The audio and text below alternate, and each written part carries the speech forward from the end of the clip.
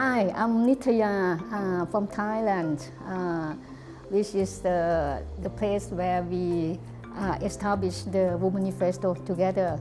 Now we call the Womanifesto house, which is a permanent house for Womanifesto now.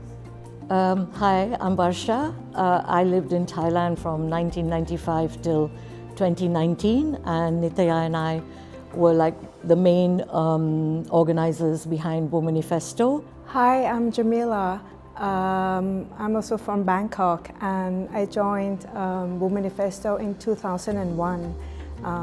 So I become part of the core team now, and I'm based in Bangkok, and we have like a Bangkok-based where we organize the archive that we are showing now in Flying Saucer, and the library part that will be in Bangkok.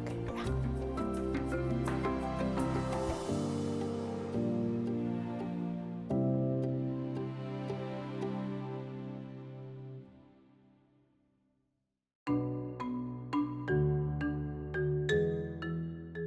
It's very interesting because the two spaces are so different. Here at Ceramic House in Calligraphy Square, we are really part of the old Sharjah, and you really get a feeling of kind of the old way of life and how the society was constructed, lived in this area. This space really lends itself very well to our project WeMend. And this feeling of a house, traditional house, which we actually all relate to because we have similar structures in India and in Thailand. And the Flying Saucer space with the library is really apt for the archive. Also, it's kind of a mix of our archival material as well as artworks, the various stories that are told in the Womanifesto archive, and carrying them through into the books that already exist in the library as part of the collection of this particular library of Sharjah. Feel like the stories all feed into each other, or one leads into the other. We started in 1997. Nitya and I have been the core organizers since the beginning. The whole idea was actually from the very beginning based very much on friendship and hospitality and care. It didn't matter whether you were a famous artist or you were a beginner, or you were just welcomed to come in and to share your ideas and your work. We give the more importance on the process. And we value the exchange, we value the, like Varsha's mentioned, friendship, caring, and our organization, Womanifesto, that's why we were born or started in 1997, and we exist until today, because I think we don't have a particular shape and form in our organization, but everything happens very organic. But of course, there's an order in that organic shape and form. We set up this meeting point online, a sort of a digital courtyard, where we could gather on the last Sunday of every month to have this feeling of connectedness and to actually exchange. And one of the activities on one of the Sundays was a mending activity, which was proposed by Nitaya, that why don't we gather on the Sunday in our Zoom boxes, and everybody brings something to mend and to talk about what we are mending, the stories behind. And we came up with this idea of setting up a mending station. The word was coined by Jamilah here, WeMend, which was a play on the word women, as well as for me, a play on the we, as in women are not the only ones who have to be the nurturers of things. It's us, a collective we, it's society.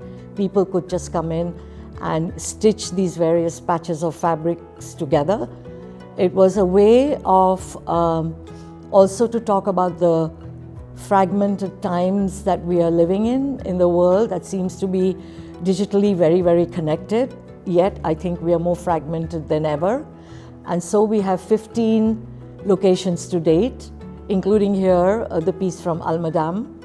And all of the pieces were then brought together to create this one giant piece which has many, many hands involved in it. And it will continue here during the Biennale, where people can continue to sew pieces into this to make the fabric grow. This is not just only the art exhibit, you know, it's for us, for me, is convey much deeper message for what we need in the world right now, to connect, to join, to mend, to fix. For myself, I think this is very interesting. This is all the piece of WeMend will be connecting from everywhere and then installing here to see how the connection. The archive that was happening from the beginning since 1997 is the history or her story of Womanifesto from the beginning up until today. You know, so you see what we've started with. You see like not only the story of Womanifesto. You see how we develop. Like Varsha said, that it's not only the exhibition of art piece that may happen for the first 2 editions. And then we develop like workshops, interaction in the rural area.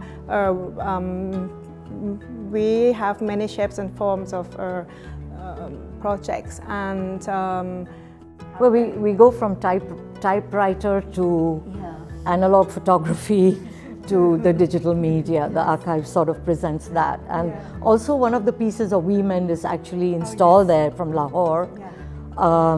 So there is a kind of a connection between these 2 sites as well, Ceramic House and Flying Saucer. It's almost like a flying carpet. But yeah. Some part of work has to be done before we arrived, but since everything is like it is also the representation of Womanifesto, so organic. Sometimes it's hard to plan ahead. We can't plan the installation ahead. We have to be here. So there's some troubleshooting to do, but that's, I think, for me, is part of the work, which is not like such a big preoccupation as such. And also the piece is going to grow here. So Nitaya is the crack stitcher amongst us to help us fix up the loose ends. I come for that. The idea of this piece, if you look thoroughly, we don't need skill. Okay, like no skill required, just the fact that you can just stitch 2 pieces of fabric together, you know, and also you can bring your own piece to add on to the personal story as well, because this piece is not an exhibit, it's a participatory work that will grow. So we really wish that everyone who joined the Sharjah Biennale will keep this growing and keep the message like spread out even more.